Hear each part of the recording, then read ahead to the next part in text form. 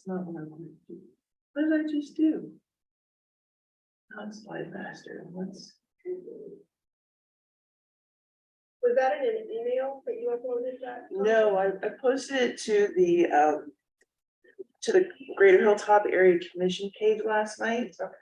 Or in the comments of my post last night. There we go. You can go to view at the top. I was- or there's a bottom button that you can, it's like a shortcut. I was looking for that. Outline view. Are you trying to put it all on the full screen? I'm trying to get it to. Press F5. Where am I? Yeah, check it.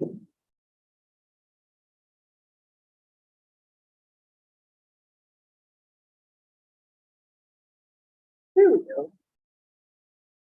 Oh, excellent. Okay. Yeah, you'll have a different view on there, but My God, thank you. I swear, I keep thinking I'm like tech savvy, but apparently. So again, welcome to this training. Today, we are going to be discussing how we kind of got here in the first half, how we arrived at the present, our community's history. We are going to be discussing some tense kind of topics, including redlining, redlining, segregation, racism. These might be touchy subjects for some, but I promise you that they're important to how we got here, to how we arrived at this moment in our community. Just a little bit about me. I lived in the Hilltop the majority of my life. My mom was an area commissioner in the early days of the commission. She was a founding member of the Hilltop Historical Society. She was also a librarian here at the Hilltop Library and at Hiltonia Libraries for 20 years. It kind of feels like this stuff is in my DNA. So I was raised in the throes of really digging into our history, into Hilltop advocacy. So I'm kind of like the next generation after the folks who really got into it in the 80s. I went to West High School. I graduated in '92, went to Otterbein. I was a theater major at Otterbein, so that ought to explain a whole bunch about my personality. Mostly, well, my question, one of my questions for my entire life has been, why is East of Hague so drastically different from West of Hague? Why are different parts of the Hilltop treated differently? I've always been curious about our past and have an undying thirst to better understand what kind of people lived here before us, what transpired in our neighborhood, what magical, cool things are there to learn about us. And so if you notice, I have a group on Facebook called Hilltop USA Memories. I started it 13 years ago after my dad passed away. It started as just a way for all of us to share pictures and stories from our personal collections, but it's evolved into a greater project on my part, trying to actually research our neighborhoods, homes. I believe firmly that just as there is a genealogy for your family, there is a genealogy for a community too, and that connects all of us. The things that we do now will affect our community for generations to come. So that's what all of this is rooted in. And P.S. The controversial stuff that a lot of people are probably not going to like to hear, outside of this room, I wasn't seeking any of it out. It got to a point where, just in researching houses and going through the Hilltop Record newspaper one summer, you couldn't avoid talking about some of the more uncomfortable things because they affect almost every facet of the Hilltop's history. So let's get started. I'll just stop rambling.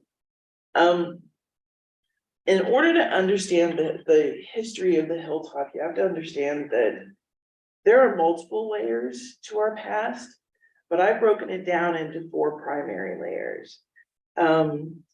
We are inextricably linked to the Franklinton community.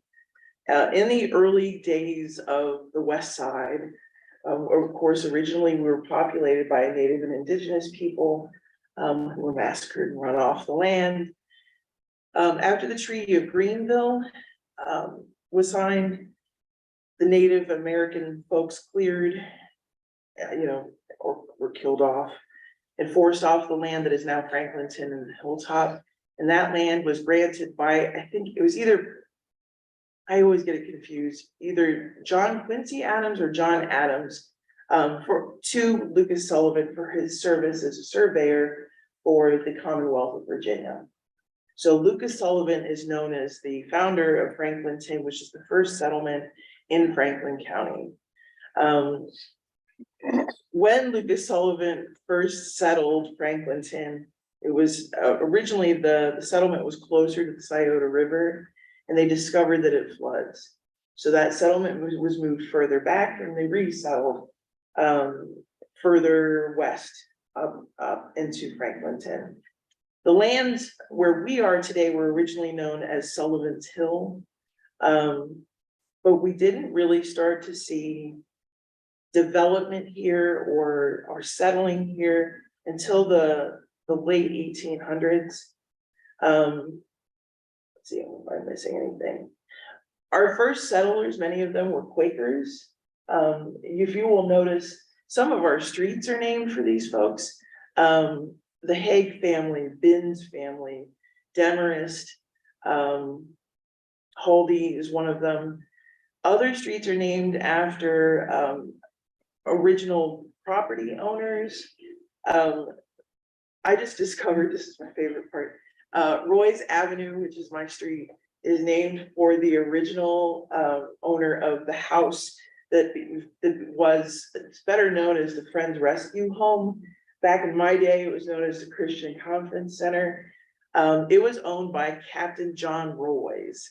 And so that street is named for John Roy's, but most of our streets have names of Quaker families or original property owner families that lived here in the Hilltop.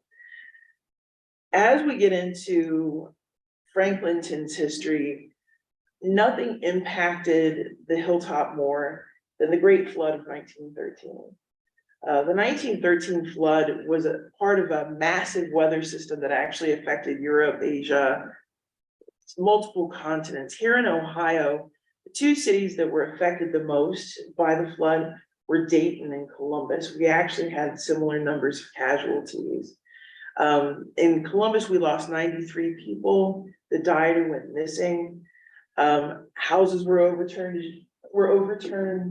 completely, not all of them, obviously. Everybody's been talking about the Spaghetti Warehouse building. That was the City Ice House, and it survived the 1913 flood. Here in the Hilltop, many of the individual families that lived here at the time ended up taking in refugees from the flood, like entire families, until they can get resituated again. The Dispatch published lists of where survivors were located in case people were looking for them. And oftentimes it was personal, family homes, maybe their relatives or friends who took them in to shelter them until they got settled. There's a house it's on Sullivan and Highland. I always call it the Little Princess House because it has a tiny little turret, pointed roof on it on the front porch. That house was originally owned by the Hessenauer family, who operated a confectionery downtown and a beer garden. And Jenny Hessenauer, in an interview in an oral history interview done in 1983, recalled hearing the screams for help coming from Franklinton from her porch when the levee broke. The survivor stories from the 1913 flood were horrendous. But in the aftermath, oh, I missed this part too. the Hilltop became a huge focal point for search and rescue efforts, for coordinating volunteers to go search and rescue, rescue the people who survived and recover the people who didn't. On West Broad Street, we're gonna get to this building later in our discussion, but there is an old firehouse on West Broad Street next to our current one. Actually, it's next to the medical center. That firehouse was set to open in 1913. It was built to be the first fire station to accommodate non-horse-drawn vehicles. Before they could even open as a fire station, it ended up becoming a staging location for, or a temporary morgue for bodies recovered from Franklinton, and a staging location for volunteers. At one point, for some reason, buses of survivors, like 1,000 survivors from Dayton, were brought to the Hilltop to the psychiatric ward and parked there by mistake. So they ended up being rerouted, but for a while they were brought here to the Hilltop. So the Hilltop played a major role in that in the moment, but also afterwards, this created a massive demand for new housing. For people wanted to move out of Franklinton because of the flooding. People couldn't get flood insurance. They couldn't. It was a very Franklinton was a very working class poor area, industrial. Jeffrey Manufacturing had their operations in Franklinton. There's also a big problem with smog at the time because everything was coal fired. So the air quality was awful at the time. So between 1913 and going into the 1920s, there is a massive drive to create more housing westward in a higher ground. Let's see. I already covered this part. I just thought this was really interesting. This was a map from the Columbus Dispatch showing the flood zone from 1913. In the link that I sent, there are different folders with more information about the flood itself. Yeah, I already covered the bit about that. Yes, I got ahead of myself. That's the first layer. The second layer of the Hilltop's history is our history of institutionalized settings.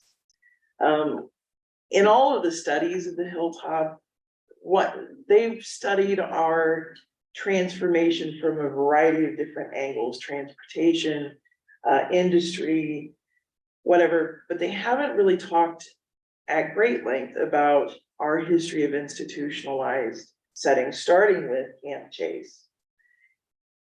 Just before the Civil War, this land that we're sitting on now, between Hague Avenue, Hague and Demarest, Broad and Sullivan, was known as Camp Chase Confederate Prison Camp.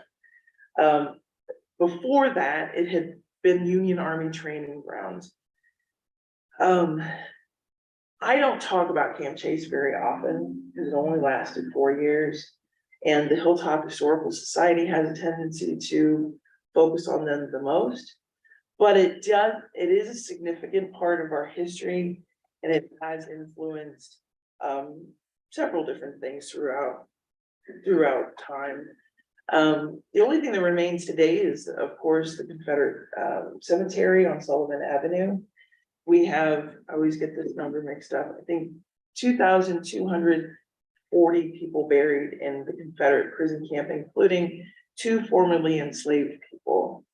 The monument was purchased, the statue on top of the monument in the cemetery was purchased, and the cemetery itself was preserved by Colonel William H. Noss, who was a Union Army colonel. He worked with the United Daughters of the Confederacy to provide for memorial services every year, and they've been going on every year ever since, usually in coordinate or along the same time, the same week of Jefferson Davis's birthday. How big was the initial camp? The initial camp, well, the grounds, I mean, they could encompass those boundaries, Hague to Demarest, Broad to Sullivan. I know that there were spaces along, I want to say along this end of the camp. There were like parade grounds or training grounds or whatever, but there were cottages that lined Hague Avenue, or they may have been like the soldier cottages, like the ones who worked there. Camp Chase was most notably one of the most unsanitary, cramped, awful places for Confederate prisoners. It was known as the Andersonville of the North. Horrendous conditions. Most of the guys that are buried over in Camp Chase died of disease, died of exposure, horrible things. So it wasn't like this was some glorious addition to our community. On Broad Street, across from where actually on the site where Hope Memorial Church is today, there used to be an inn called 4 Mile House, and so the officers that ran Camp Chase stayed there. Also, some of the officers who were captured and imprisoned at Camp Chase stayed at 4 Mile House. So that's a whole thing. But the institutionalized history continues with the Central Ohio Psychiatric Hospital. This particular facility changed names several times over the years. It was known as the Lunatic Asylum. It was known as the State Hospital. Due to the stigmas about mental health, it became kind of a joke that if you don't behave yourself, we're going to send you to the Hilltop. This was a more recent picture. The building was demolished in the 90s, but prior to that, lots of pictures were taken. Tried to copy them into the link that I've shared with you, and I'll update it later. This was built under the Kirkbride design. It was a bat wing, huge Gothic. It was state of the art for its time. And it was a really cool building. Historians in my era tried desperately to save this building. It had been there for well over 100 years. It was known throughout the state. It was on the National List of Historic Landmarks. But the state of Ohio doesn't have an amazing track record for preservation of landmarks. So eventually they did follow through on the order to demolish. But one of the things that did come out of this is that Hilltop Historical Society members managed to salvage artifacts from the hospital. When we go on break, or when, at the end of this, if you go through the library and you see the stained glass windows in here, those are from the psychiatric hospital. Prior to this building being rebuilt, the gingerbread woodwork that was in the ceilings, that was from the psychiatric hospital. When the library first opened, there were big wood rails that they had at the circulation desk. Those were from the psychiatric hospital. And all of those things were saved by Hilltop people, volunteers that lobbied with the state to keep those things. One of the constant themes of our community, at least in my lifetime, has been trying desperately to maintain landmarks. And usually we're at the mercy of the state, of the city, of private entities.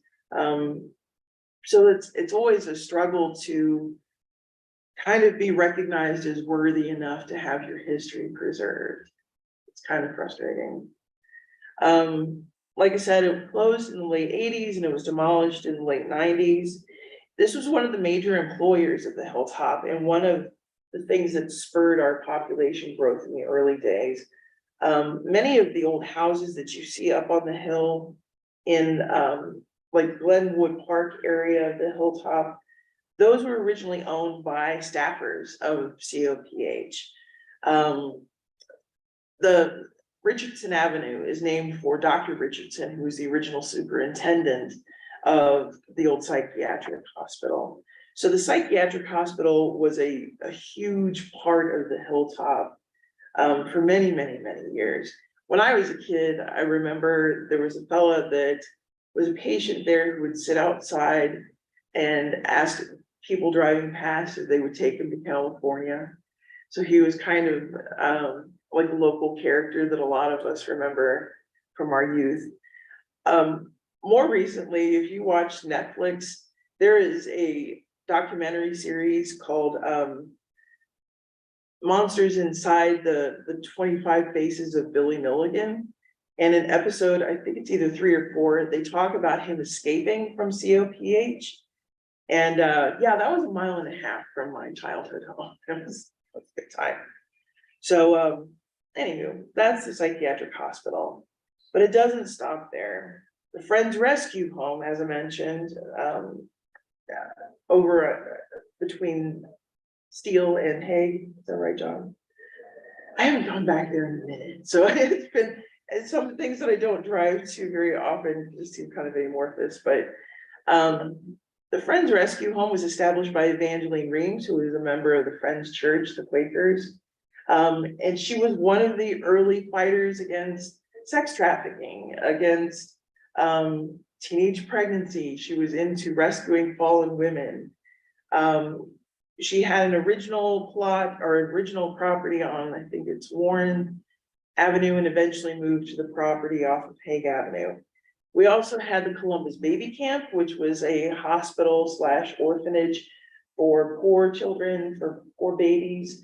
It was off of Sullivan Avenue, closer to Franklinton. And that, I forget the year. Oh, that was from 1908 into the 30s. We had the Columbus Developmental Center, which also went through a whole bunch of different names. The State School, the Institute for the Feeble-Minded, the Heiserling Foundation. That was part of our community as well. There was infamously the Training Institute of Central Ohio, AKA TICO, as we used to recall it. It was Juvenile Detention Center. Let's see. Oh, and of course, in the 80s into the present, we had several group homes, sober living, rehab facilities throughout the Hilltop. I bring up the institutionalized settings because we became synonymous for taking in structures that maybe other neighborhoods thought they were too cool for, or they didn't want it in their own backyard, so it was brought here. So just put a pin in that. The reverse of NIMBY, or Do what? I was just thinking there was like NIMBY, the not in my backyard. Yeah, I mean, it was like, there's such a thing as an oversaturation, right? Every community has a limited amount of real estate, and the state owns a pretty sizable chunk of the Hilltop, at the top of the hill. So that's one thing, but over time, we just became known as that place where you throw things that you don't want. And that became an issue over time. The next layer of our past is our political past. And we also don't talk about this as much, although it is significant. And I don't think that people understand how powerful the Hilltop was from the beginning of our community, well into like the 60s or maybe early 70s. We have been home to politicians, and I mean council members, Ohio Supreme Court judges, school board members and presidents, Franklin County commissioners, city and state auditors, numerous different political types throughout the years, and they were highly concentrated in our area. If you go up Broad Street to Roy's Avenue, there's a big house that seems to go on forever. It's kind of been added on and added on and added on. That house originally belonged to, Milton W. Westlake, who was one of the city council members one of the members of city council around the time of the 1913 flood. And he was responsible for instituting anti-flood measures in 1915. His son see, if I could, yes, his son, Ralston Westlake, this fella, became mayor of Columbus. We've actually had 3 mayors from Columbus. We had Floyd Green, in the 40s, let's see, 1939 to 43. We had Ralston Westlake and Maynard E. Jack Sensenbrenner, who actually served 2 separate terms as mayor in Columbus. All of these fellows and almost all of these politicians lived in or around Westgate. There are many Hilltoppers who will tell you stories about Mayor Sensenbrenner passing out popcorn balls at trick or treat. A lot of folks who still live here today will tell you their memories of Mayor Sensenbrenner in particular was particularly beloved. And his focus during his, like what he's most known for, was annexing Columbus further to the west and to the south so that we weren't landlocked. But this also built power for Columbus and brought in more tax money, of course. So this is where where all of this is starting to blend, like the different layers are starting to affect one another. The Hilltop was redlined or was segregated. The earliest I can tell from 1905, we really didn't have that many Black residents as far as I can find prior to that. In Hilltop proper, which PS only up to Hague Avenue was incorporated into the city of Columbus until the 20s. So Hilltop as we know it, or Columbus, as part of Columbus as we know it, ended at Hague Avenue until the 1920s. At that point, there was a small Black settlement within what is today known as Highland West. The boundaries are, I think I'll get to that in a minute. The second Black settlement is known as Burnside Heights, and it's further west. If you go up Sullivan Avenue, kind of to Demarest and Sullivan, it's that quadrant back there with Dexter Avenue. That was also a historical settlement. I'm just now kind of starting to work on uncovering who the original owners of those properties were. Now that with the ease of access that we have with the Columbus Dispatch Archive, we can find out a lot more about the original occupants and the original owners of those properties. But there was segregation throughout Columbus, but the Hilltop in particular, the Black settlement in Old Hilltop was surrounded by white people, tightly surrounded. Black residents were here's the boundaries.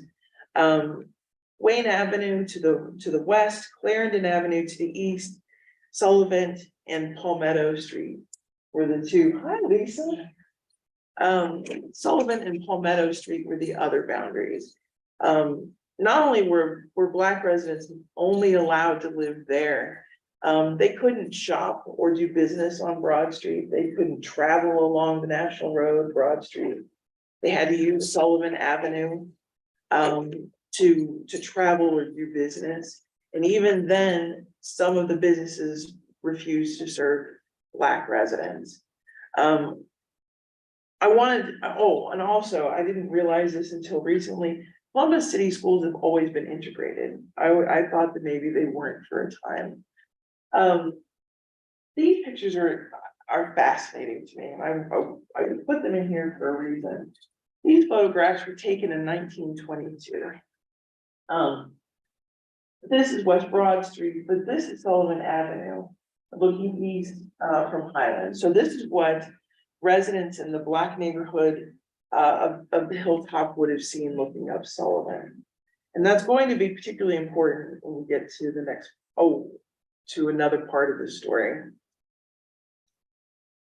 One of the things that I've discovered in recent years, I'd always heard about segregation, I'd always heard about redlining, but I never saw it in black and white. Like I never saw the evidence of it before until I started doing house histories. One of the advantages of going through the Columbus Dispatch archives and going through the Hilltop Record archives is that you could actually see the advertisements for these developments and homes and how they were advertised. When we got to the 1920s, this is when we start to see the developments like Wilshire Heights, Westgate, Hiltonia, Columbia Park. This is when Columbus incorporates the lands west of Hague Avenue. I always feel like I'm in my head saying or thinking one thing and then saying another. So my trip, it's that. But during this time, when you look at the housing advertisements, you start to notice what people refer to as dog whistle terms. And it's things like highly restricted, protected, what was the other word? Or zoned for your protection. These are to indicate that they're white only. They're usually not real explicit about it. Unfortunately, there was a time when a segment of the Hilltop absolutely spelled it out in black and white and put in their ads, lots sold to white people only. This was one particular company or development firm that did this. It was the Barnett Smalley Company. And they did this was, they developed the Hiltonia area, the Wilshire area, and the Wilshire Heights area. And this went on for months where they advertised it so explicitly. You wouldn't think, like, okay, so one uses dog whistle words, one's explicit about it, big deal. Here we go. So in 1923, a guy named Pern Eastone, who lived on Neshoba Avenue, passed away. It was advertised in the Dispatch and other papers that his funeral would be attended by the Ku Klux Klan. His funeral had a procession of 1,000 Klansmen that marched from his house on Neshoba all the way to hear it at Hague and Sullivan, where they were met with the hearses that went out to the cemetery at sunset, I think. I don't know about you. I can't fathom 1,000 people marching Sullivan Avenue for any purpose, much less at the Klan. And if you look at this photo of Sullivan Avenue, look at, this is Highland Avenue. These are just a year before this march. This was an active intimidation. And while racism absolutely permeated the North and there were terrible things going on at that time, people really didn't have the taste for violence. The Klan was infamous for lynchings and for terrible violence towards Black people. And even though people didn't necessarily believe that Black people were equal to them, they most certainly didn't approve of this. So I find it very interesting that shortly after this happened, the Barnett Smalley Company split up, and the remaining partners no longer advertised so explicitly. And I think it's because people didn't appreciate that. But they advertised. The reason I think this is important is because the way that we advertise ourselves, the way that we promote our neighborhoods, the things that we feel comfortable telling people outside of the Hilltop about our communities impacts who we invite into our community.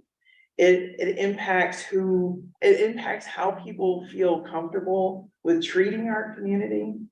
I think it has a massive effect on us. So let's move on here. In 1923, there was an announcement that the Broadview edition of what we now refer to as Westgate was opening up for investors to purchase lots. Broadview is this section of the Hilltop that we're in right now, and it goes to, I think, Brinker or Westgate. I live in the Broadview section. It's the older, slightly older section of Westgate. Within a month of this announcement, it is also announced that the Westgate Lodge is going to be building a new temple right in the middle of the Broadview addition. If you haven't been, Westgate Lodge is right on Broad Street across from Hoag Memorial Church. It was established in 1913, and I know it seems crazy now because a lot of different organizations have kind of fallen out of popularity over time. But in an era prior to all the different distractions we have now, social groups like the Masons or charitable groups were huge. And the Westgate Lodge was massively popular. It was a center for activity, for social life. They hosted lawn fetes and dances all year long. At one point, they had over 1,000 members at Westgate Lodge. So many of the original investors in Broadview Edition were members of the Westgate Lodge. I actually did a research to see who the original owners were of the properties that are on the perimeter of the lodge property. And over 50% of them were originally Westgate Lodge members, or the next generation of them were members of the lodge. Let's see. Yes. So it was widely known that all of the properties west of Hague Avenue were white only. They didn't need to make any explicit advertisements that way. But Pavey Johnson, as well as, man, I did this last time. I always remember one of the developers and not the other because I'm a ding dong, but here are some of the original ads for Westgate. Westgate was named as such to entice even more Westgate Lodge members to come buy up properties in their new addition, which was announced shortly after it was realized that the Broadview was going to be so popular. Let's see. The other reason I bring up the lodge is many of the members of the lodge were very powerful people. They were our business leaders, they were our politicians, they were the wealthy, kind of privileged folk. When Westgate opened, when Broadview opened, there was kind of this mass exodus from east of Hague into Westgate. I think it was my old house when I did research on the house I grew up in. The people that owned it originally actually put ads in the Dispatch and in the Hilltop Record offering to trade their property for lots in Westgate. It was such a desirable place to live at the time because it was brand spankety new. Also, people wanted to be closer to the lodge. Think about transportation. They were relying on streetcars, they were walking or riding your bike. Not everybody had a car. There was actually a point in the early days, like in the 1910s and 1920s, where there was like a directory of people who owned cars in Columbus. So being in close proximity to places where you were going to spend a lot of time was important. And the lodge was that significant to people that they wanted to live that close to it. Oh, and also as part of this group of movers and shakers, out of that was born the Hilltop Businessmen's Association, which today we know as the Hilltop Business Association. The Hilltop Business Association would also go on to put on huge events that weren't just popular with Hilltoppers, they were advertised for all over the city. And this is where we get to the other stuff. There are two primary events that absolutely were broadcast to the rest of the city, not just for a year or two, but for decades. The first one being the Hilltop Minstrel Show, which, to be fair, minstrel shows were incredibly popular in this era. In the Jim Crow era, in the era of vaudeville, there was a huge,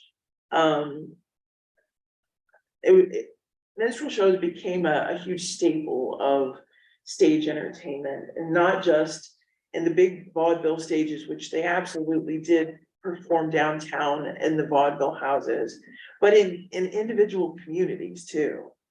And here in the Hilltop, the annual minstrel show was performed by the men of the Business Association, along with associated acts from the Hilltop, singers, dancers, etc. But one feature of this was that in the blackface numbers, there is a lead dude, known as the interlocutor, who usually was kind of a local celebrity of sorts in the community. And every year it was announced, they advertised the show for weeks in the Dispatch, not just the Hilltop Record. This photograph here of this fellow was from the Hilltop Record newspaper. It was a supplemental pamphlet from 1951. But the Dispatch, at least once a week for months leading up to this event, advertised and boasted who their interlocutor was going to be. Oh, so-and-so has been rehearsing this number, yada, yada, yada. In 1942, the sitting mayor of Columbus, who was a West Sider, lived in Westgate, was the interlocutor for the blackface number in the minstrel show. So if you can imagine Mayor Ginther doing this, I just blows my mind. Now, to be fair, if you ever hear about the minstrel show, you all often hear that Nancy Wilson got her start at the Hilltop Minstrel Show. I mean, over time, it evolved into being a little bit more inclusive, but to advertise ourselves this way and to not really kind of grow out of that as quick as other parts of the community did, I don't think really reflected very positively on us. In addition to the minstrel show, we also had and have the bean dinner. The bean dinner started in 1929, which is the same year that the minstrel shows did. And they've always, except for one year that I know of, always taken place in Westgate Park. Of course, Westgate Park was west of Hague, and it was white only. Even though it was along Sullivan Avenue, it wasn't exactly welcoming to Black families. In an oral history interview recording with Rosa Carter Foster, who was Earl Potts's mom, she talks, the interviewer asks her, do you remember the bean dinners? What year do you think those started? And she said, oh, I think the 50s. And it's more than likely because she and other fellow Black people were not exactly made welcome to come to the bean dinner, which is another one of those. This was widely broadcast across the city. People from all over Columbus came to the bean dinner. It was a multi-day event. Politicians, business people, they had huge giveaways and contests and prizes. So to brag about, hey, we're putting on this amazing event over here in an area that you don't have access to is kind of gross, right? It shows how we treated our own people. I believe very much so that these things reflected on us to people outside of our community, as well as to our own Hilltoppers in the Black community who had to go through these things, right? In my group on Facebook, I tried very desperately to avoid anything controversial. We don't talk about politics. I don't allow for any bashing of political parties. But I want to be inclusive, and I want to make sure that everybody's stories are welcomed and appreciated. And so we'll talk about things like the bean dinner. We'll talk about this other subject, which is coming up here in a bit. So when did the bean dinner start? 1929. So we'll talk about different things, and then we'll strike on a subject that people have traumatic memories about. And while other people in the group will shout them down sometimes or well, I'm sorry you went through that, but I had a great time, you know, it reflects on the rest of us and our tolerance, on who we are the soul of our community. So, let's see, did I miss anything about the bean dinner? No. Let's see. That was a huge thing. Well, newer people that have moved to the Hilltop probably can't even begin to imagine the bean dinners being such an enormous event. But thousands, plural, would come here for it. And it was an excellent time to mix it up with politicians. All of this access to our community leaders, to our government leaders, was intentionally kept away from people within the Black community. But it's ironic because these same politicians, you will find, like there's a pamphlet, I don't think I've saved it in here, but I will, where the Black community is thanking, Floyd Green, and it's like, what has he done for you, man? Anyway, so we moved for around this time, as we hit the Great Depression, at the federal level, a group called the Homeowners Loan Corporation was established through the federal government. And this was to help offset people potentially losing their homes through foreclosure. In order to establish guidelines for how these mortgage things would be approved, the HOLC created residential security maps that were color coded. This is where the term redlining comes from. This is the surviving map of Columbus, redlining map from Columbus. The green is most optimal for approving a loan. The blue is next optimal. Yellow is pretty risky. And red is the highest risk, like an almost guaranteed, no, you're not getting this loan. These maps were never intended to become public. They were intended just to be kept within, the purview of bankers and people that would have anything to do with the mortgage refinancing process. But they did become eventually public. And part of the criteria for the green ones was that they had to be white-only neighborhoods. And the red ones were most certainly all Black neighborhoods or very poor. On the next slide, this is a zoomed in version of the Columbus map that exclusively features Franklinton and the Hilltop. If you notice, almost all of Franklinton is in the red. Of course, it's flood zone, and they didn't have an adequate flood wall, but they also had a small settlement of Black people that lived there as well. It was also working poor. So that is why it is mostly red and yellow throughout Franklinton. If you notice in the Hilltop, this area, or the blue areas here, this is Sullivan Avenue, of course. This is part of the we only sell lots to white people section. As is down here. This is the Black settlement of Highland West, of course. My house was over here on North Ogden in the second block. And of course, the green area in the Hilltop is Westgate. Out of Columbus, there were only, I think, 4 or 5 green neighborhoods.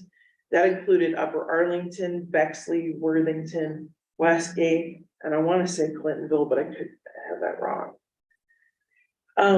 These maps were informed not by people from outside of the city or outside of the community. These were informed by local people.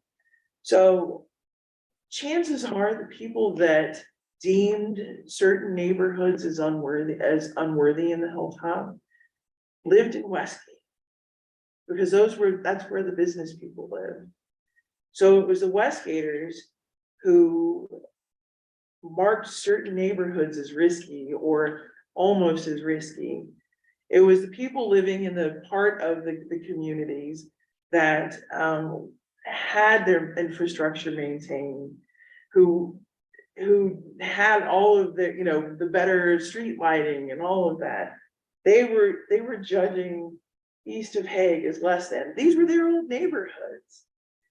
And the reason I brought up the business association and the politicians and all of that is that these guys were so focused on development to the west and to the south and thinking about expansions and all of that jazz, but they weren't thinking about their own old neighborhoods where they had lived before that.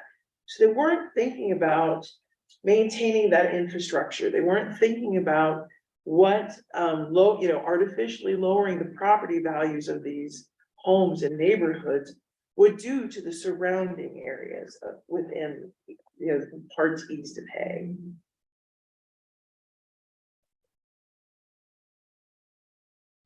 The other thing is that I think we have a tendency to talk about racism and segregation and redlining and all these things as being so far in the past that they don't actually affect us today. But as I keep kind of drilling into this point, there are things in modern history, within my lifetime, within some of our lifetimes, that happened that still affect people, that still traumatize people in our community, and were broadcast all through the news. If not all of you will remember, there was a pool that used to exist in Valley View known as Hilltop Swim Club.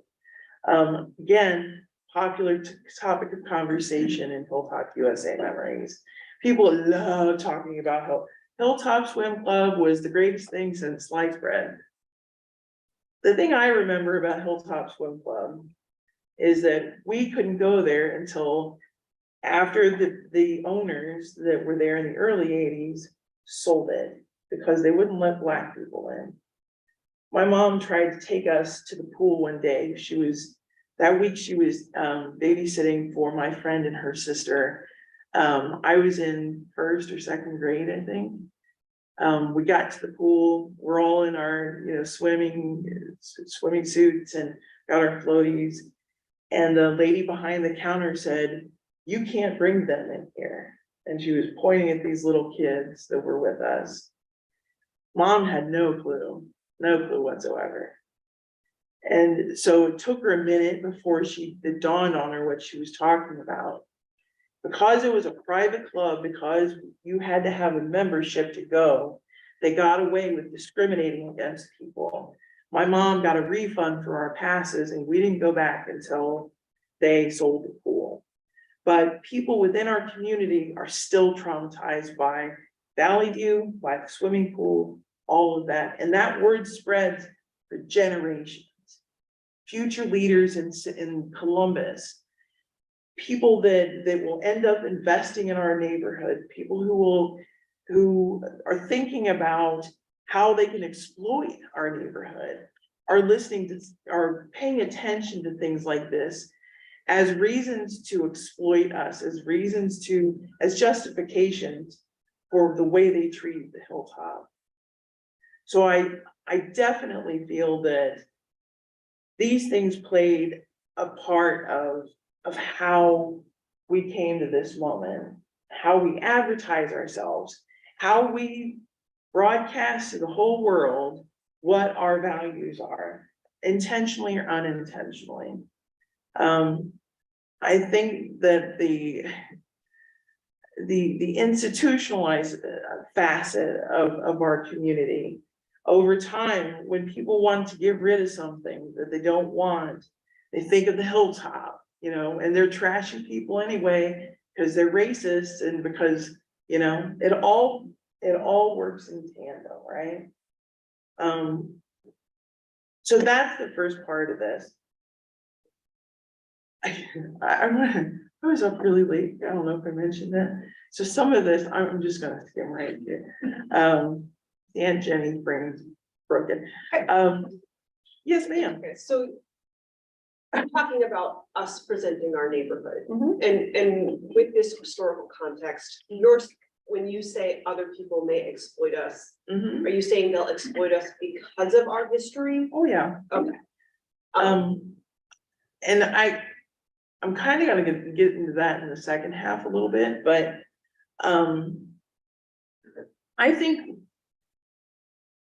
one of the things I learned as a volunteer COSI, as a teenager, and just like Lisa's son Justin back in my day, is that when we go outside of our community and people find out that we are, I live in Hilltop, I went to West High School, whatever. For that person, you are in that moment, you are a representative of that neighborhood.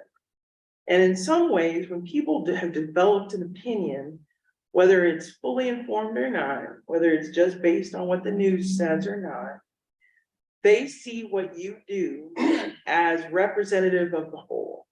They don't separate out all the different people that live in your community. So when we mistreat each other, whether it's today via social media, or we're chewing each other out in meetings and it ends up on the news, or whatever it is, how we treat each other matters and it reflects on our worth.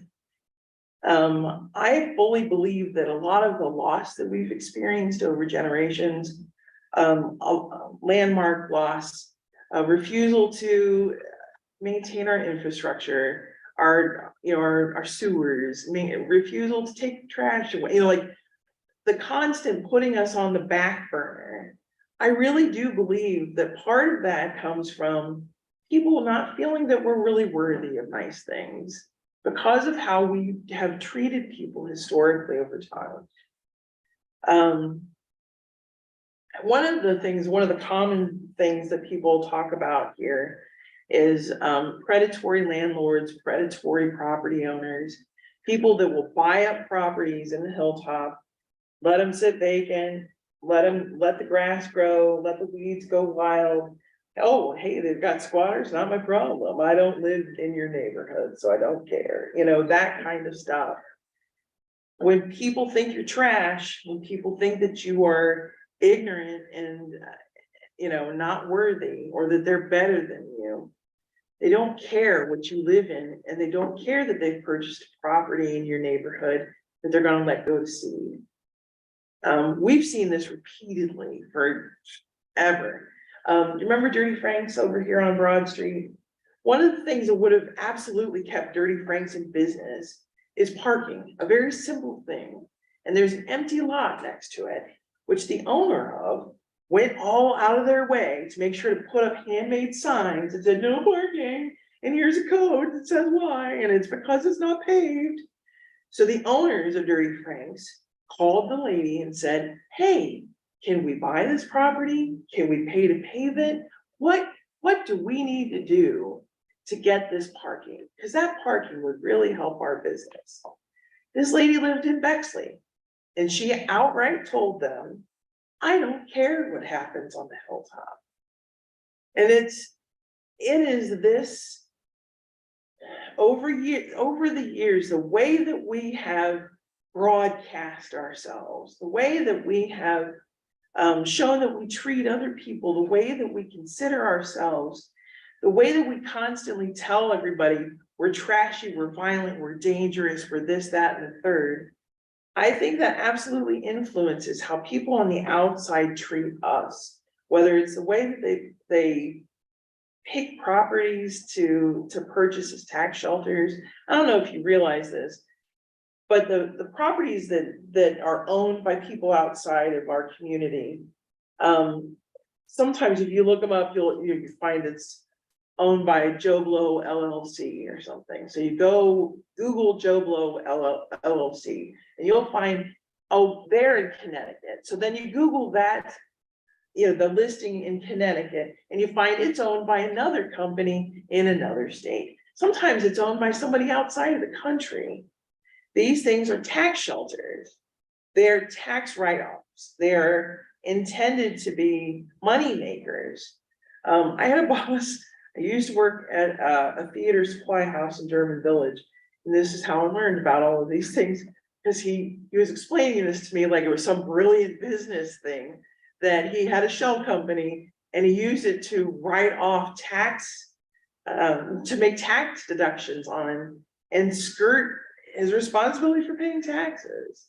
He owned a vacant property next door that he sometimes used as storage, but it was mostly a tax shelter. And that's what we are littered with this. So, yeah, I think that's really important to understand. She's still in Hmm? that. That lady's still in that part. You know, I don't know.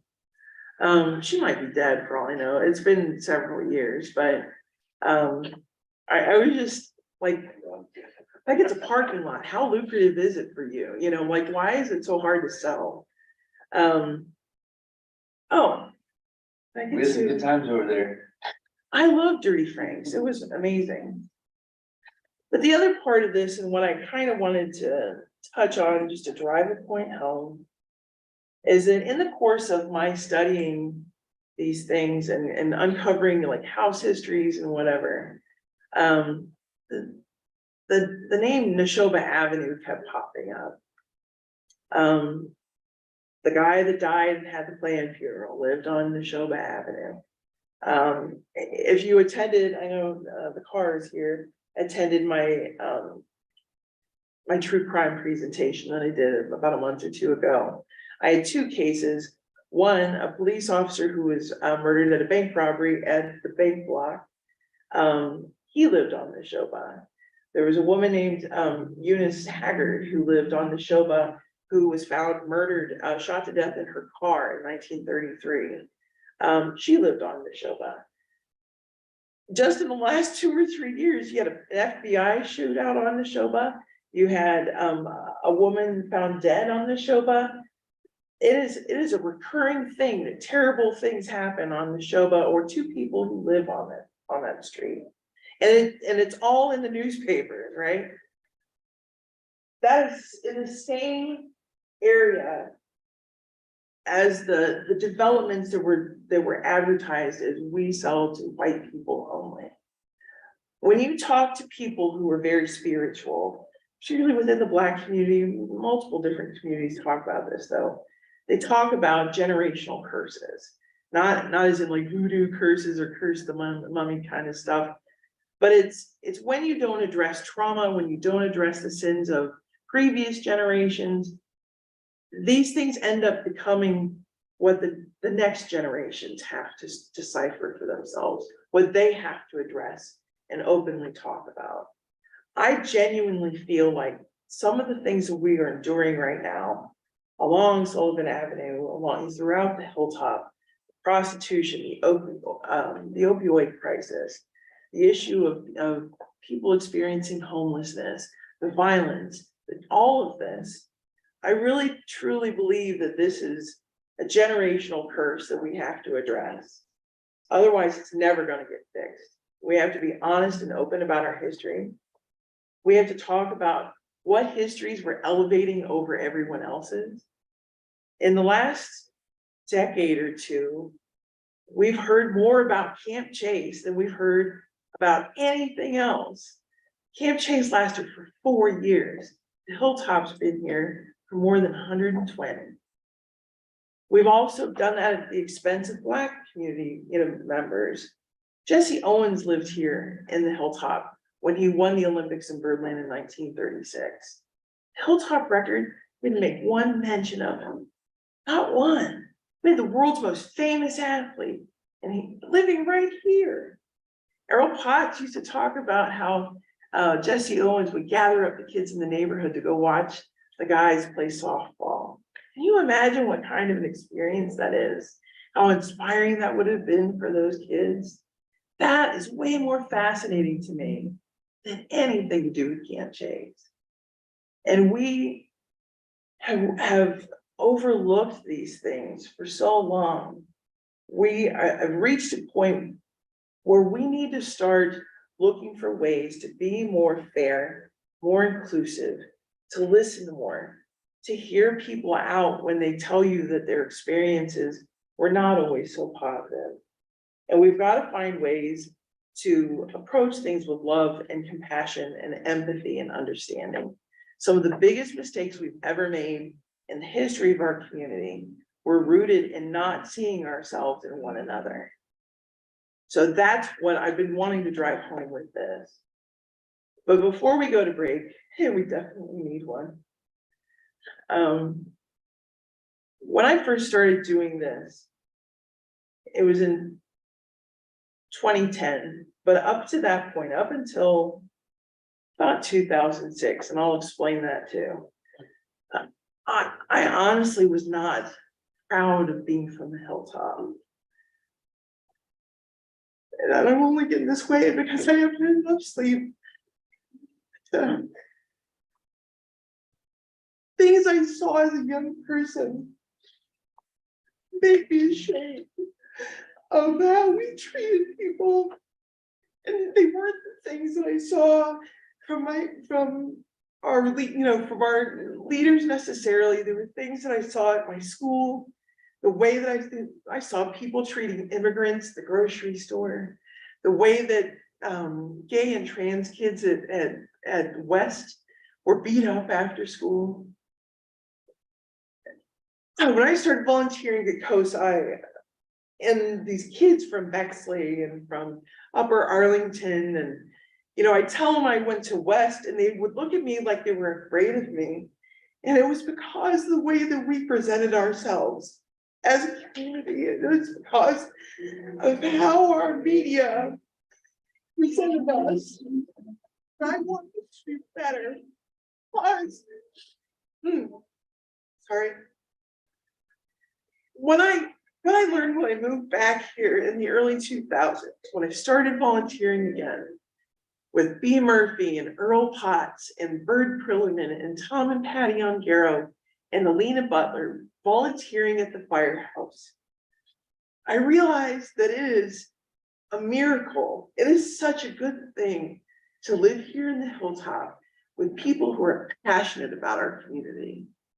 Not every neighborhood has what we have here. I lived in Westerville, I lived in Old North, I lived in the Near East Side, in Old Town East. Never did I see the same kind of dedication and the same refusal to take things for granted that I saw here. And the people that volunteered for the Historical Society, the Commission, that worked for the Greater Hilltop Community Development Corporation, the block watch captains and volunteers, the people that did trash pickups. That is not something that all neighborhoods have. There's so many people in other neighborhoods that just assume this stuff magically happens. And that is not the way we are here. I found this byline in an old Hilltop Record newspaper. It's from 1936. And this has been my mantra the whole time since I started doing local history, because it is a privilege to live here in the Hilltop. And there's a reason why we should fight harder for it. There are reasons why we deserve better. Because we have so much potential.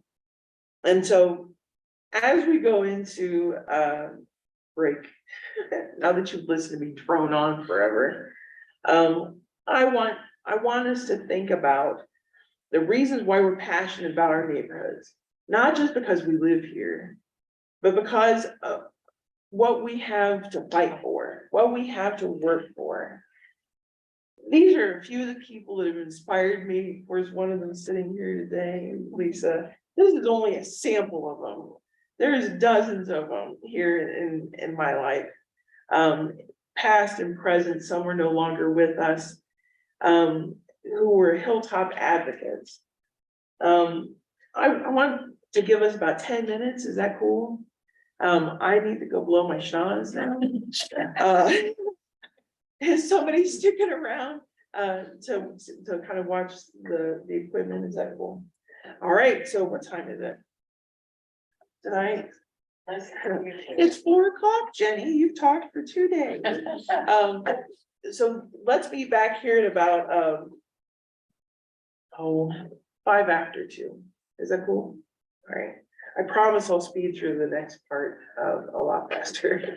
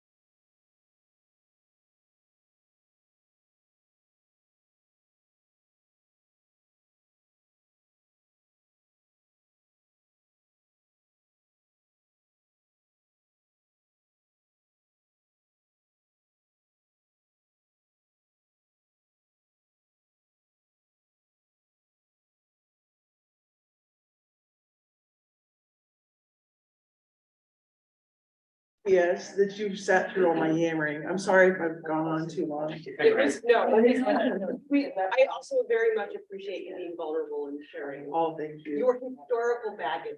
Yeah, right. Thanks for using it. It's your psychiatrist, Jenny. That's great.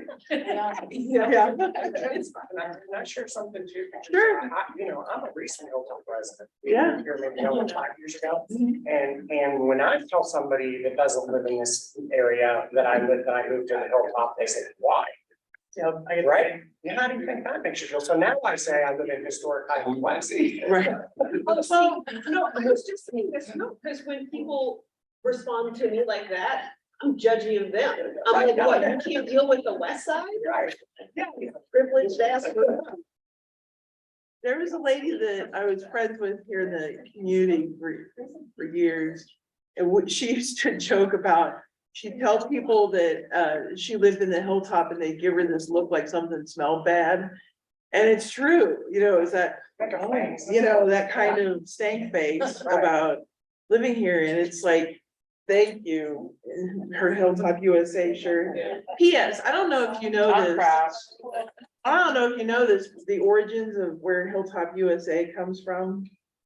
Some people do and some people don't. I know Ashley does, and she actually runs the Hilltop USA website. So back in the day, you could address a letter to just with their name, Hilltop USA on it, and it would arrive. And there are somewhere, you know, this mythical letter is in the archives with the Hilltop Historical Society.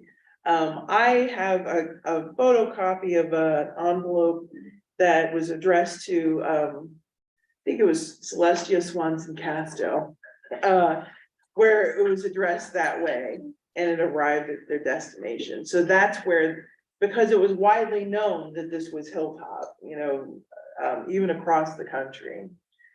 So anywho, let's get into the Greater Hilltop Area Commission history, shall we? And this is kind of brief. So that back in the 70s and 80s, as drugs and crime were starting to really proliferate our community, as we were starting to see signs of economic decline, there was talk about trying to improve this. We had several advocacy groups, but we didn't have one that was especially anointed by the city to receive updates and alerts about any pending zoning things coming up. We needed a direct conduit to city council, to the mayor's office, to city staff. And so as early as 1980, they started discussing creating the Greater Hilltop Area Commission as is allowed for in city code, in which I forget the code number, but if you ever go through the actual commissioner training to talk all about it. One of the big reasons that I know of that it was created was suddenly these establishments were popping up in residential spaces, like bars were opening up in houses along Broad and Sullivan. This was one of the most notorious ones for years. It was known as West Side Story 2. What was the other one? Oh, A Cool Place.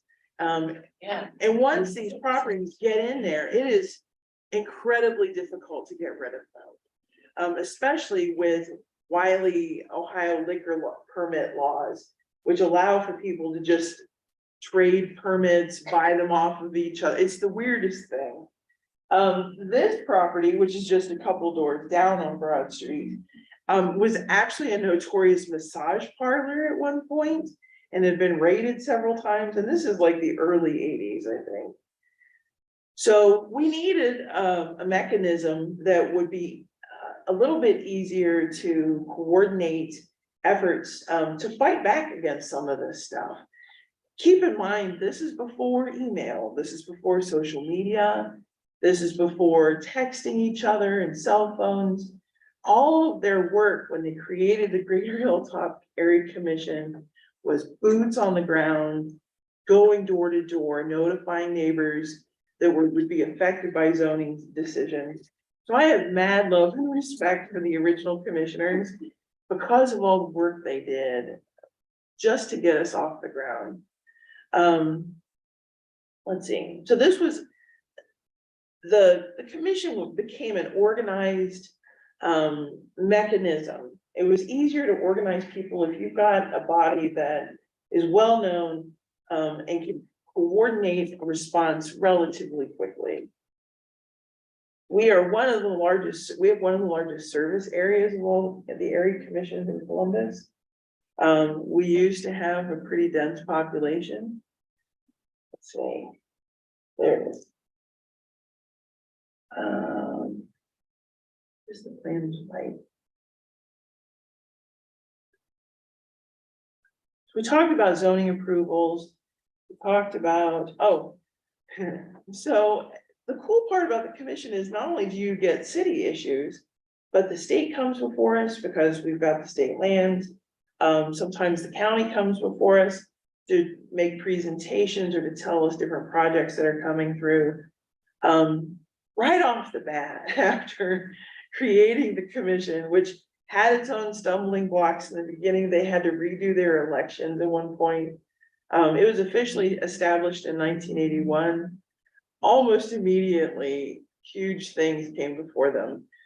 Speaking of institutionalized spaces, the state of Ohio wanted to put a prison reception center where Rhodes Park is today. And it was looking like it was gonna happen until the town, the town of Orient agreed to take it because they could have used the jobs. Let's see. Oh, yeah. And so area commissions are delightful and we definitely have a purpose. However, we are not powerful per se.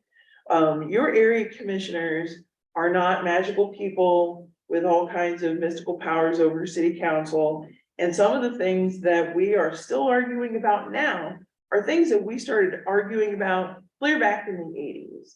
So like the trash dumpster situation, that actually started in 1985, I think, or maybe earlier than that. Mayor Buck Reinhardt actually came to the commission and said, oh, hey, we're gonna give you 300-gallon trash dumpsters to share east of Hague. And yeah, well, how do you feel about that? Oh, you don't want them? That's too bad. The commission went before the city council and tried to argue against it. Didn't work, we still got them. They were still arguing about it in the 90s, they're arguing about it now.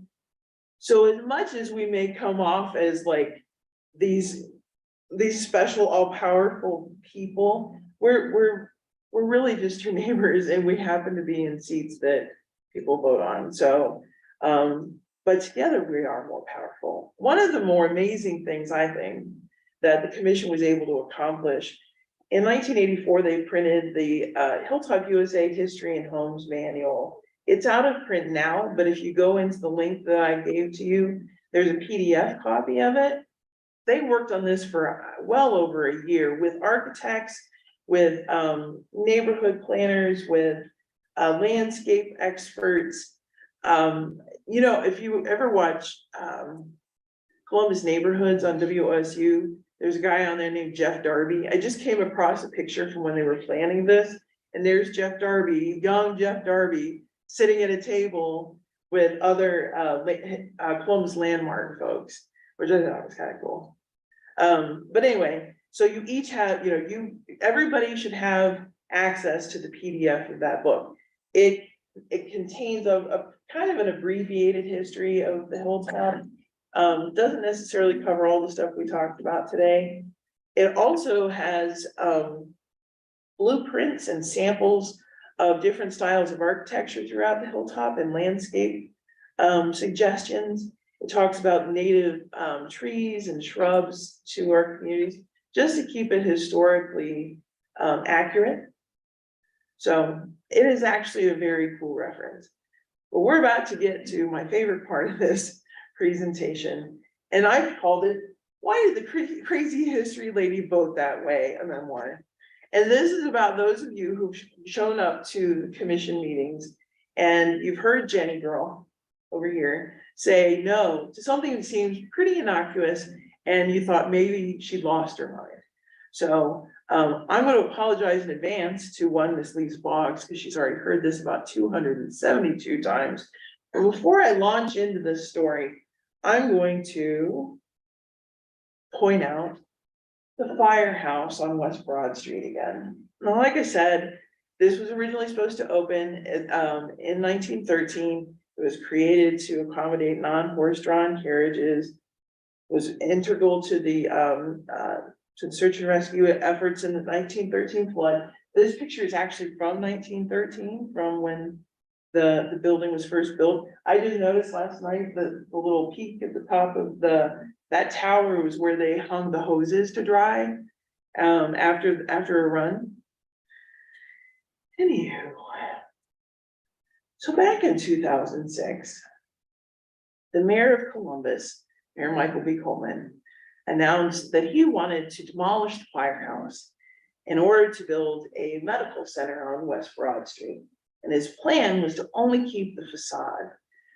Local history folk were not too keen on this, not because they didn't want a medical center. Our old medical center, which used to be on Sullivan Avenue, was dinky and run down and, falling apart. It didn't accommodate the demand for medical help within the neighborhood. So we absolutely were not opposed to a new medical center. What we were opposed to was taking the one last nice landmark, public landmark we had on Broad Street, other than maybe West Broad Elementary. So this had been presented in the newspapers. We'd heard about it, we'd heard murmurings about it. And then one day we woke up to the West Side Messenger. I think a front page article, if I'm not mistaken. I couldn't find it last night. I have a copy of it somewhere. And when I do find it, it's going right in that link. Where essentially they were talking about it as a done deal. And this was a shock because there had been no public meetings about it. All of these things, especially when they come from the city, are supposed to go before the commission first. So, I'm not going to mention him by name. He is my personal Voldemort. But we had a commission chair at the time. I'm going to call him Bob because this fellow's litigious and a lot of people still know who he is. But anyway, Bob was really eager to get on city council. And he was really eager to use his post to network with city council people, with different people within the Franklin County Democrats. He showed up anytime there was a press conference on the Hilltop with mayor and all the bigwigs. Oh, his mug was right there. I don't know what magical job he had where he got all this time off to be there in the middle of the workday at these press conferences, but he was freaking there. So Bob told the mayor approached Bob and said, look, I really want to put this medical center here. I want to demolish the firehouse and I need the approval of the Hilltop. And Bob said, because he was a chair of the commission and he was in charge of multiple Hilltop groups, said, I speak for the Hilltop. You've got the approval, A-okay, sir. And then he proceeded to pass out eviction notices to the various groups that were using the firehouse. And when I say that there were various groups, I mean the Hilltop Historical Society. I mean the Hilltop Community Theater Group. There were something like 60 different groups and projects and events that operated out of the firehouse at that time, including something called Music on the Hill, which was this really cool summer program they had where they had weekly concerts in the yard next door. The firehouse was operated by the Greater Hilltop Community Development Corporation, and by a lady named Alina Butler, whom I knew growing up. The firehouse, when it first closed and the city tried desperately to get rid of it, was renovated by Hilltop volunteers, by the community. They replaced the windows, they repainted it. It was super nice, and it was a great communal space. Before this library became this version of it, we often ran out of meeting spaces. So it was really cool to have this kind of backup space in case you needed somewhere to meet. Yeah. So this was gonna be a problem. And it was one of our last nice landmarks, like, unlike, let's say, Camp Chase, I believe in unifying landmarks, ones that appeal to all kinds of different people, not just certain folks. And the firehouse, it fits in that category. So to make a very long story short, there was a big fight. There was a paper petition drive. We had to go before city council, and Bob had told city council that this list of organizations that he had evicted from the firehouse counted as public meetings. He never once brought this before the commission. And so at city council, we had council members telling us things like, we serve people, not buildings. We had the director of the public health department, city health department, calling us liars because she had this list of groups. I mean, here we are just volunteers, and we had people in power talking to us like pond scum and trying to make it sound like we didn't want to help our own community. On top of all this, because the Hilltop Historical Society had been using the facility, they'd been using the substation out back as storage for all of those artifacts that were rescued from COPH. So being the Historical Society not having funds, again, this is before social media and emails were around, but it was hard to recruit enough help to move these things, to find a place to store them.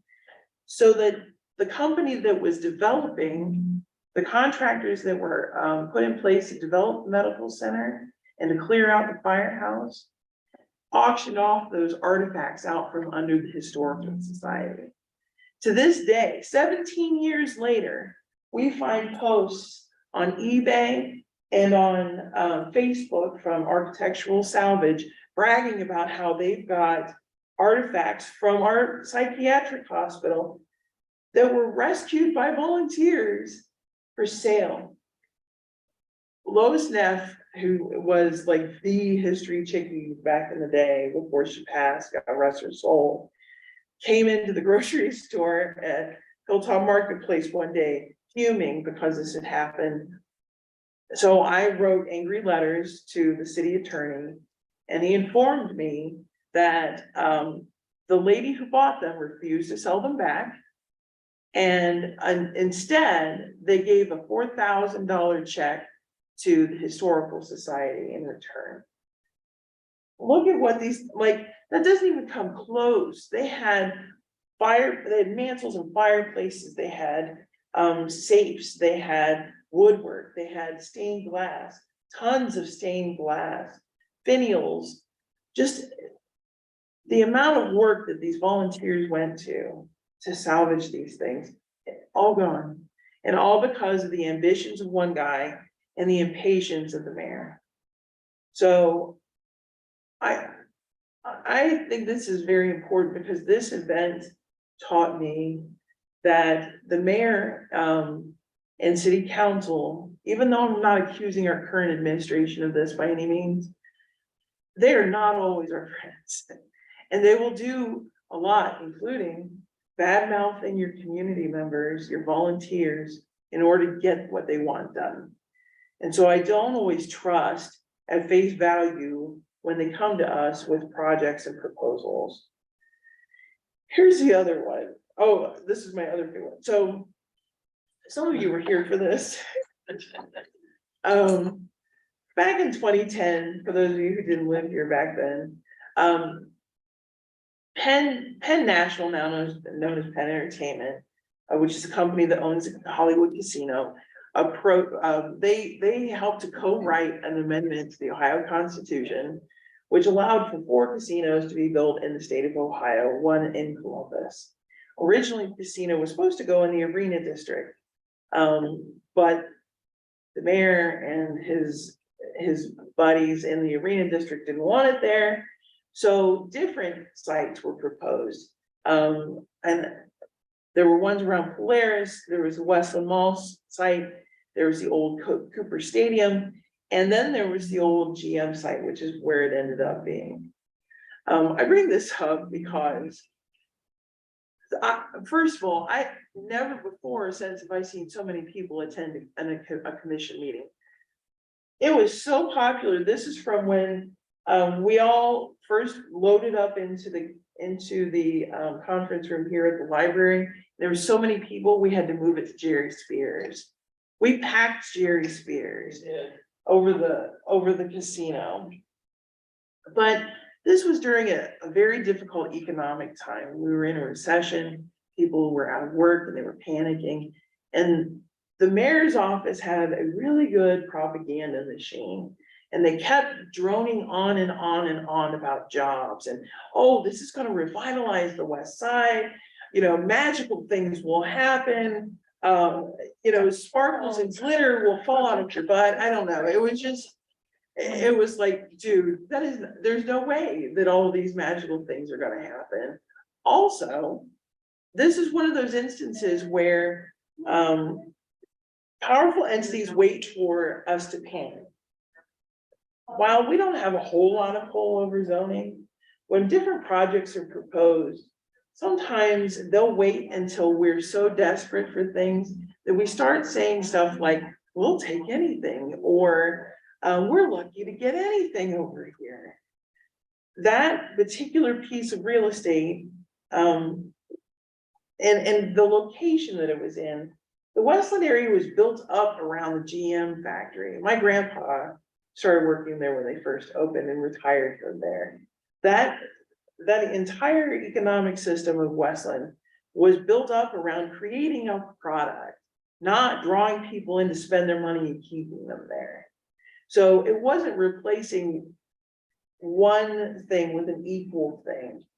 That was my personal issue with it. But the other part of it is 13 years later, after we heard at this meeting from numerous people that manufacturing was never coming back to Ohio, guess what's coming back to Ohio? Manufacturing, the CHIPS projects. We've got all these different corporations coming to Ohio, and that site can't be considered now because we blinked, you know, we panicked and we went for this casino instead. So one of my words of advice is try to think as Hilltop leaders, as West Side leaders, try to think beyond the present crisis, because sometimes you end up giving away the whole store in a panic, thinking that we're never, ever going to recover from this moment, when you don't realize that down the line, something can come along and we're going to miss out on it because of giving things away. Again, Lisa, I'm really sorry. So I include this mainly for our city folk who don't know. Recently, we've been asked to join a citywide elections thing. And I have repeatedly voiced opposition to it because commission has to maintain some sense of autonomy from the city, despite the fact that we have a city provided budget. P.S. Not only in the earliest days of the commission, but even in my time, the first time I was on the commission, we never had a budget like we do now. Back then we had like maybe 300 for the year. Now it's like 2,400. That is so wild to me. But it also makes me a little nervous because I feel like in some ways it feels like the city kind of buying our cooperation on things. But anyway, that same chairperson, Bob, not only had his meddling within the firehouse situation, we had a couple of GHAC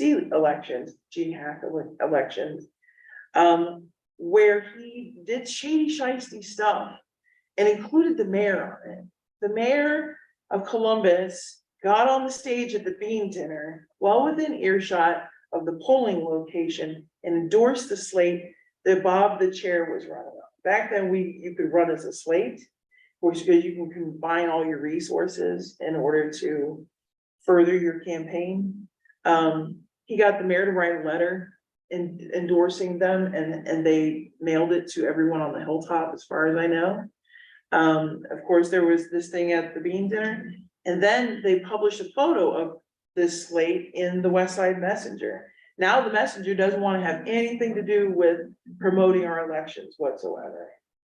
I don't know if it's direct result of that, but it's certainly part of it. Is that, oh. So Bob, our sneaky chair, had this knack for finding like all of the election rules and then just finding the line before and just barely like didn't step on it, didn't break the rules, but it still raised questions of ethics. My favorite, and this was when I was government legislation chair the first time, he wanted to get this woman on the commission because she wanted to get involved in local politics. Instead of having her complete a petition like everybody else who was running, he ran her as a write-in. And so the day of the bean dinner, her boyfriend, who was a state rep at the time, had a table at the big dinner, at the big tent at the bean dinner. And that table was just barely outside of the 100 feet of the polling location. And it was just, she didn't get elected and it worked out just fine, but it was like, we ended up getting rid of the write-in option. We ended up getting rid of slates. We don't require people to inform us how much they spent on their elections. But it was like every rule we had for the election with good reason, this guy managed to find ways to keep it from being like fair for the average Hilltopper to run. We are meant to represent residents. We're not meant to be a vehicle of the city. And we're not meant to be an active machine that creates politicians. So if we allow different entities to use us that way, it diminishes the trust that our community has in us. And it diminishes our purpose. Like, if you are more fascinated or more interested in propelling your political career than you are in helping the Hilltop, why are you here? You know? So, in just that, those are the things that I've learned, some of the things that I've learned, some of the things that I want people to think about, be forward thinking well beyond the present. I know that there are folks in the Hilltop who have accosted the mayor and have done, belligerent things or whatever. Definitely encourage civility, and be hopeful, but be cautious. Don't take everything at face value that you hear from different entities that approach us, because they're not necessarily, what you see is not necessarily what you get. When we were doing the battle over the firehouse, I ended up meeting a commissioner from the Near East Side Area Commission, who's actually very well known and very cool. And he said to us, they're doing the same things to you that they did to us during the Lincoln Theater renovation. He said their contractors gutted the place of all of the original fixtures and sold them off or whatever. When you belong to a neighborhood that is historically at a disadvantage, you are ripe for being exploited in a variety of different ways. And so it is important to, yes, act in good faith, but also be wary of things like this that can happen. Well, we do not have power. I've already said that. So anywho, now that I've gone on forever, do you have any questions? Am I missing anything? Is there something that burning questions that you might have for somebody that has been around since Jesus? Have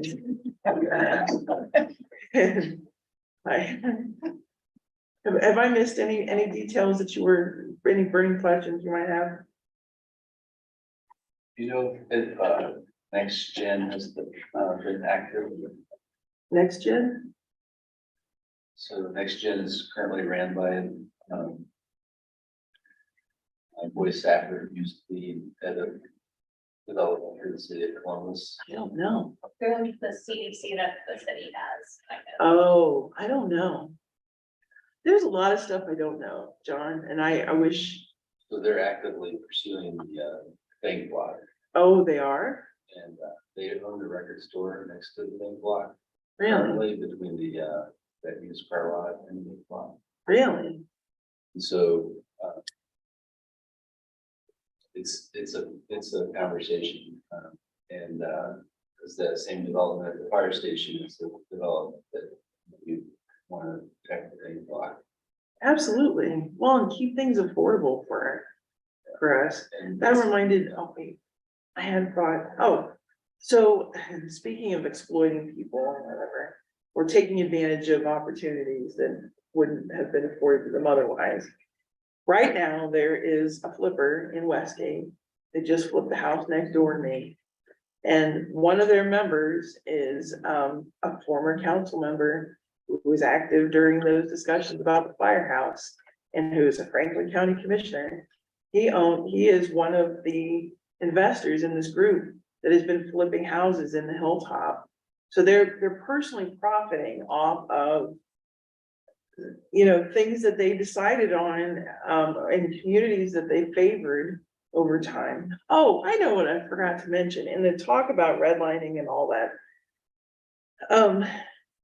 One of the systemic things that springs from that, you know how, we're often on the commission accused of favoring Westgate.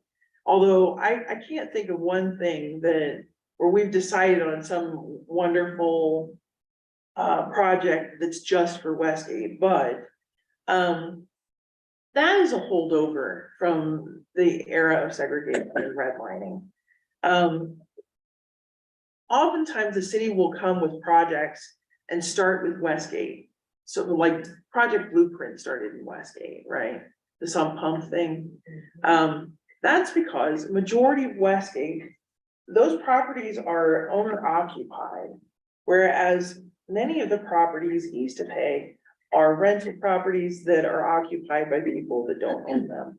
So it's much easier for the city to contact those owners than it is to track down whomever owns the properties that people are living in now. So they always, like, there's times when they start with Westgate, that's a holdover from that era. Go ahead. Also, to be fair, a lot of the people that were in that committee Mhm. lived in Westgate. Oh, I'll bet. I Yeah, mean, they did. huh? They vote.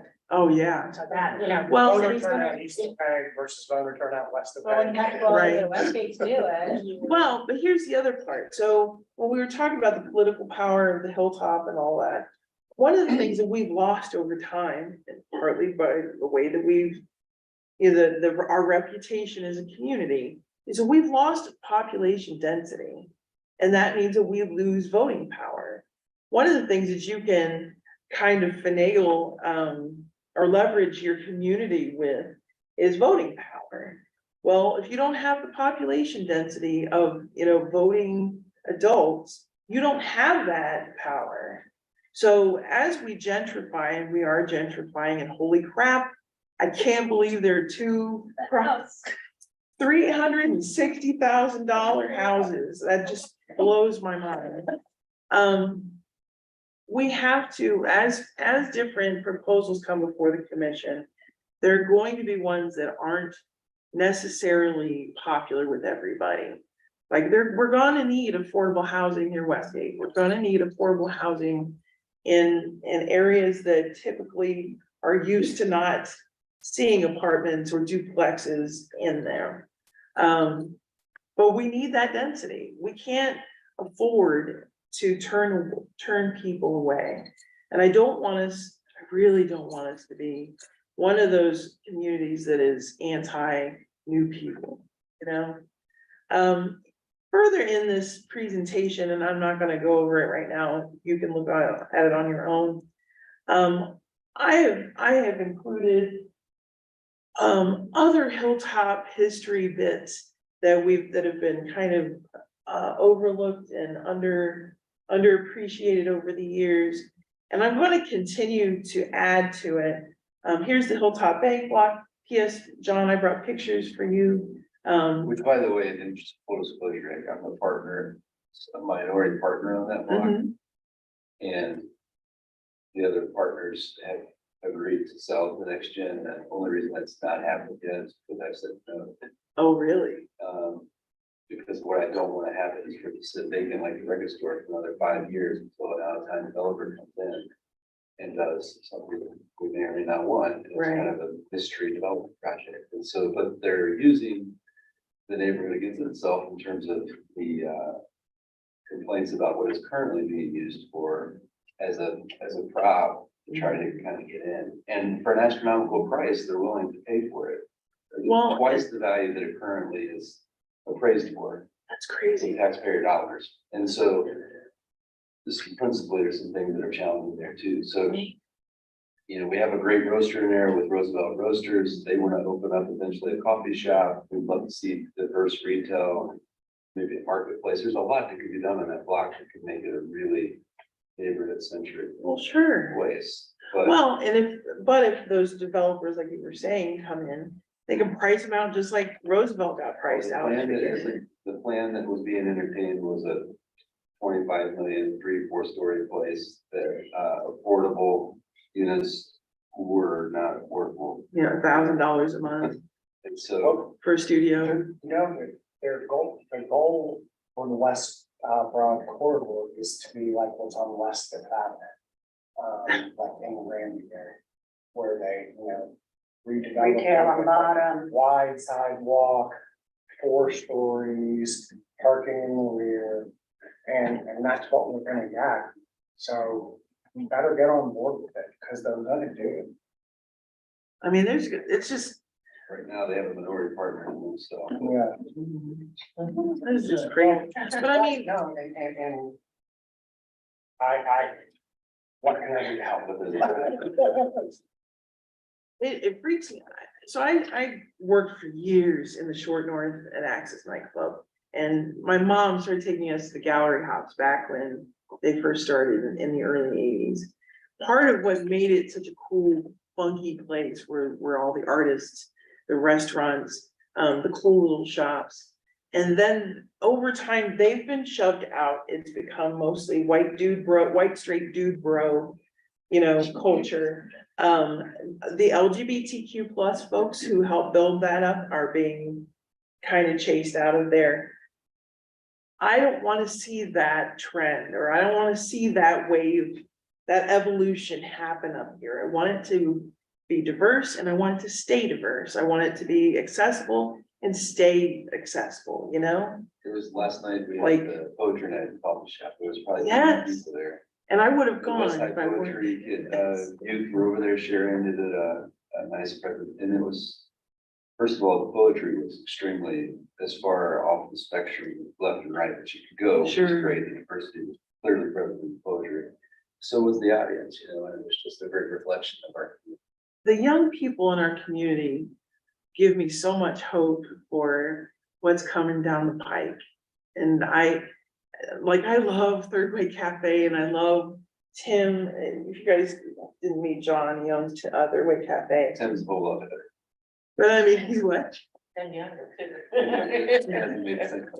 But there's so many great possibilities for our community, and I'm really hoping that it, I just had a question. Yeah.